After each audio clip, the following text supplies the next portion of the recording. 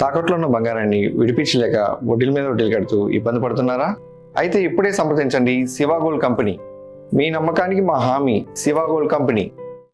America అధ్యక్షుడు Donald Trump ప్రపంచ అణుభద్రతను ప్రమాదంలో పడేశారని ఇరాన్ ఆరోపించింది. ఇరాన్పై దాడుల వల్ల ప్రపంచ దేశాల్లో అణు ఆయుధాలను సమకూర్చుకోవాలని కోరిక మరింత పెరిగినట్లు తెలిపింది.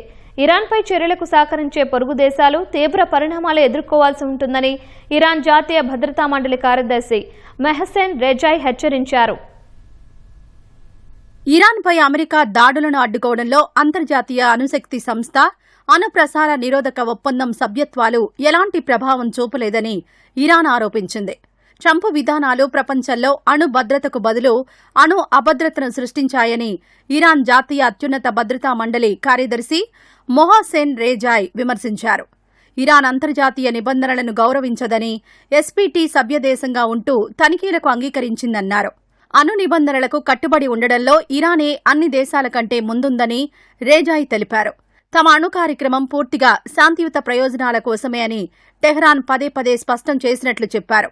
వాషింగ్టన్తో చర్చలు విఫలమైతే భవిష్యత్తులో మరింత సంఘర్షణకు దారితీస్తుందని రేజాయ్ ఆందోళన వ్యక్తం చేశారు. అమెరికా ఒత్తిళ్లకు ఇరాన్ తలొగ్గబోదని రేజాయ్ స్పష్టం చేశారు. ఇరాన్పై చర్యలకు సహకరించే పొరుగు దేశాలు తీవ్ర పరిణామాలు ఎదుర్కోవాల్సి ఉంటుందని ఆయన హెచ్చరించారు. ట్రంప్ మరోసారి సైనిక చర్యకు దిగితే ఇరాన్ నుంచి ప్రతిస్పందన తీవ్రంగా ఉంటుందన్నారు. మరోవైపు అమెరికా ఇరాన్ మధ్య చర్చలను పునరుద్దరించేందుకు ఈజిప్ట్ ప్రయత్నాలు మొదలుపెట్టింది. ఇరాన్ విదేశాంగ మంత్రి అబ్బాస్ ఆరాగ్చీతో ఈజిప్ట్ అధికారులు సంప్రదింపులు జరుపుతున్నారు.